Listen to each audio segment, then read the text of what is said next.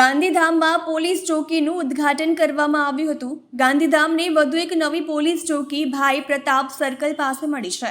ગતરોજ border range IGA પૂર્વ Kutch police અધિક્ષક સાગર બાગમાર સહિતના પોલીસ અધિકારીઓ અને આગેવાનોની ઉપસ્થિતિમાં ઉદ્ઘાટન કર્યું હતું।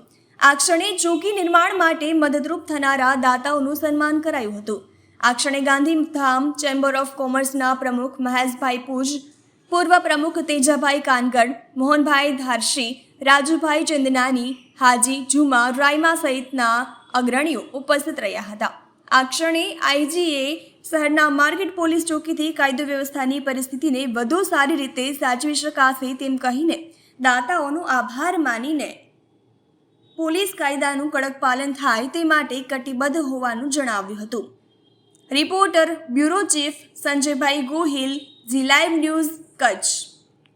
પૂર્વ કચ્છ પોલીસ દ્વારા દાતાઓના સહયોગથી આજે ગાંધીધામ એ ડિવિઝન પોલીસ સ્ટેશનમાં માર્કેટ ચોકીનું ઉદ્ઘાટન કરવામાં આવ્યું।